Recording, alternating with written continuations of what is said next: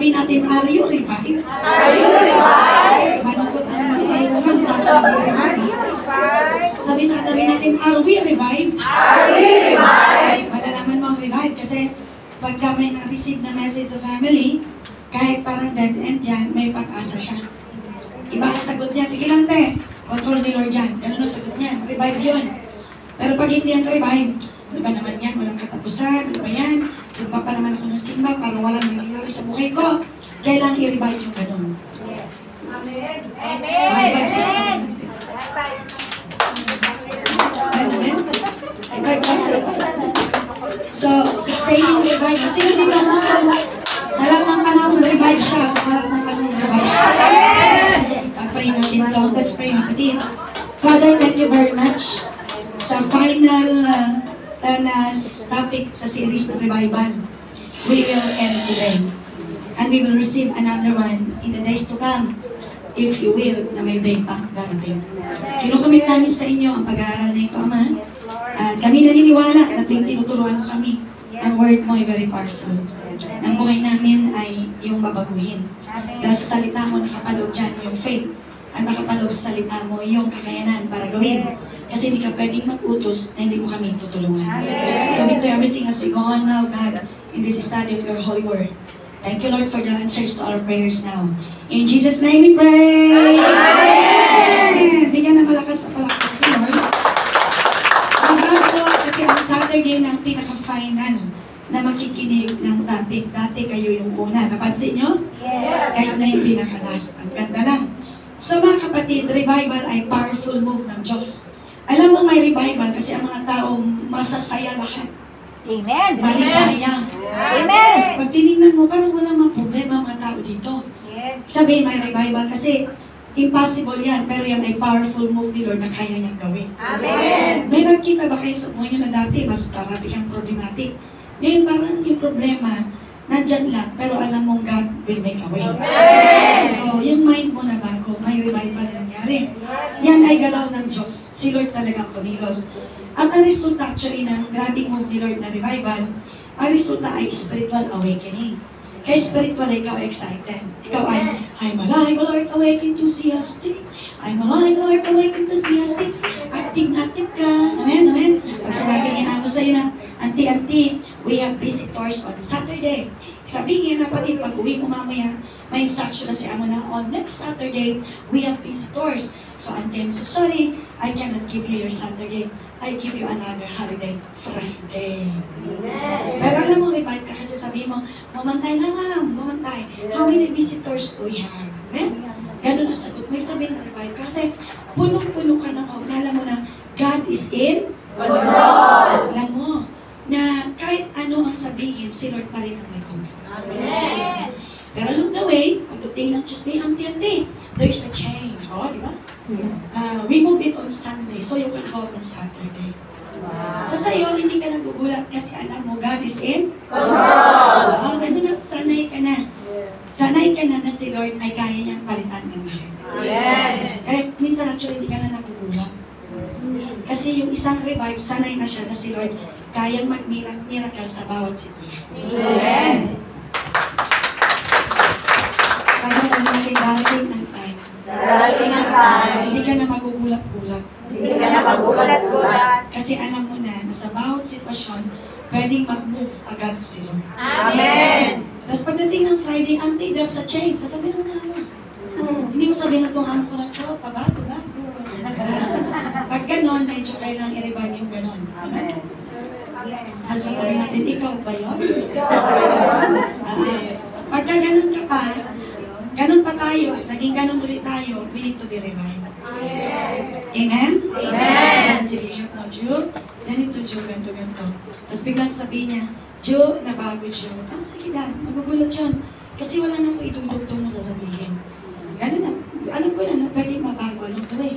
Kasi anything can be changed. Everything can be changed. Anything can happen anytime. Pero ito ang truth. God is in Control. hawak niya lahat. He knows the end from the beginning. Alam na niya yung next. Kaya alam din niya, at si Lord hindi po siya masama. Hindi niya gagawin yun para ikasama natin. Lahat ng nangyayari, hawak niya. Hindi yan para ikasama natin, para ikabubuti natin. Kaya kung matindi ang trial mo, ang purpose ni Lord, palalaguin ka niya sa faith. Amen. Parang dito lang pumalagpak ang todo. At hindi mo ang dadaanan pag hindi mo pa capacity. Pero pag capacity mo na, alam ni Lord na kay next level, hindi pwedeng ang level ng faith kung 0 to 100 hanggang 50 ka lang forever. Iangat ka niya para paratingin niya yung faith mo to 100. Amen. Amen. Sino dito ang gusto ang faith niya kay Lord umangat ng umangat? Amen. At pag umangat ng umangat dyan, ikaw ay isang eagle Christian. You go to the heights. And when you're on the heights, you know already the forest, where is the beginning and where is the end. Amen. Yes. You know kung saan gumagapang ang snake kasi nasa taas ka. Hindi ka niya pwedeng matuklaw, kitang-kita mo siya. Pero bago nakangat ang eagle sa mataas, dumaan yan sa maraming bagyo. Kasi ang bagyo, mga kapatid, ay sasabayan lang niya. Pag may hangin na malakas, ibubukan niya yung pakpak niya at sasabayan niya, mag-drive na siya. Hindi siya napapagod. Hindi yan nag-struggle, sasabayan lang niya. Kaya pag may trial, sabayan mo lang. Amen. Huwag mong kalabanin. Amen. Maniwala ka na dadaling ka ni Lord sa next level of faith. Amen.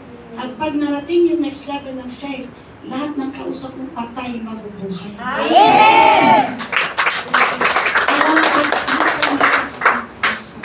Yes. Yung mga taong masasama, hindi ka naapektuhan. Amen. Pag ang faith mo umangat, ang bawat tingin mo sa taong masama, tutulungan mong ma-revive para maglingkod sa Diyos. Amen. Okay, para sa kanila. Hindi mo yan sisirain. Pag ang faith mo mababa, lahat ng masama sisirain mo. Lahat ng masasamang ugali sisirain mo. Pero pag ang faith mo umangat, lahat ng masama ugali, tutulungan mo maging very godly. Amen. Sino gusto ng ganon? Amen. Yun po ang tawag doon ay na-revive.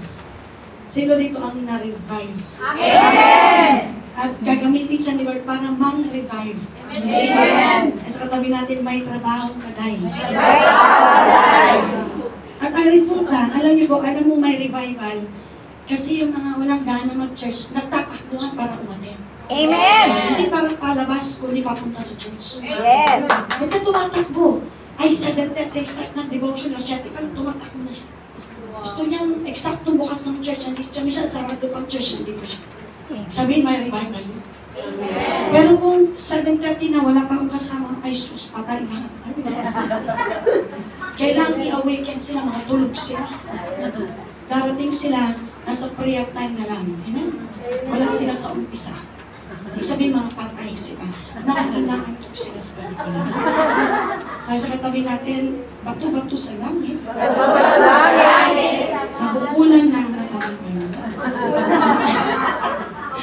Nabukulan na talaga.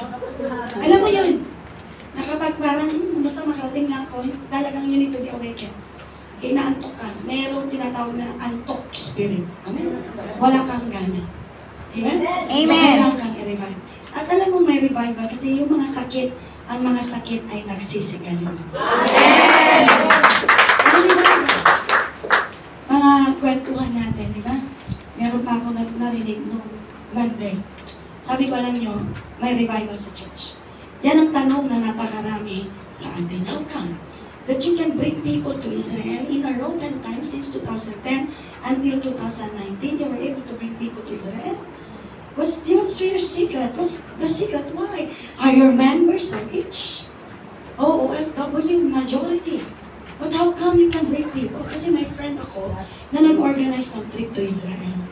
Bukas ng trip nila, tawag ng tawag sa akin. Sabi ko, na nangyari? Pastora Julie, tulungan mo ako kasi nagsi-atras yung isa sa ama ko. So, ibig sabihin niyo, umatras kasi ginona yung hotel sa Israel, siya lang ang pagbabayad. Kaya napakahirap mag-organize ng trip. Kasi pag nag-atras ang lahat kayo, last minute, kami ang sasagot. Pero never yan na nangyari sa church. Kasi ang church ay revival. Ang church ay revival. To God be glory!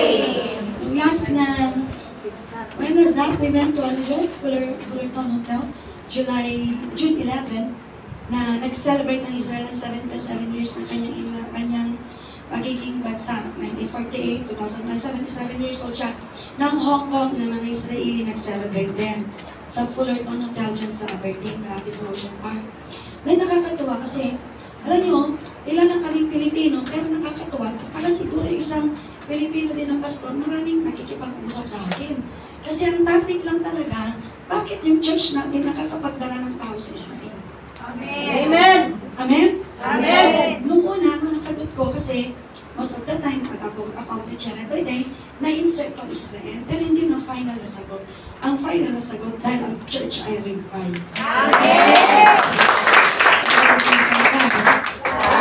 Kasi kung dito revive, ganito siya. Pagka, umatras si Amo. Naku, di siya, mag-atras na to, paano na to? Ang laki ng problema ni Bisha. Are you with me? Sa tulong ni Lord, hindi siya nakiisip. Kasi pagdating at final payment, fully paid lang. Amen. Kasi pag sinabi ng isa, Nay, sabi ni Amo, hindi po ako matutuloy. Ganun ba na? So, hanapan kita ng replacement mo na, hindi ko kaya. Hindi kaya ni Amo ko papuntahin kasi kailangan pala ako. Alam niyo ang gagawin ko kasi walang revival kung wala ang presence ni Lord. Amen. Amen. Pag nandun ka sa presence ni Lord dahil nagpipray ka, nag-worship ka, nag-meditate ka ng Bible, namumuhay ka ng malinis, naririnig mo si Lord sa gabay niya. Amen. Pero pag inaantok ka, ang galing ng turo dito, spiritual, hindi ka awaken, wala kang naintindihan sa preaching. Kasi hindi ka revive. Ano daw sabi? Wala naintindihan. Kaya nagsisilago na yung iba, siya ano daw? Ganun pa rin. May spiritual lethargy, antok. Pero pag revive yan, di pa natatapos yung sinasabi ng preacher, narinig na niya isusunod. Active siya. Amen. Pag-pray ko ganun, Lord, kasi hindi pwedeng mabawasan. I tell you, pag nabawasan yung binook namin, ang presyo ng babayaran ng bawat isang mababago. Yes. Amen. May ikaw sa umako. Amen. Pero sa tulong ni Lord, hindi nabawasan, lalo pang nadadagdagan. Amen. Amen!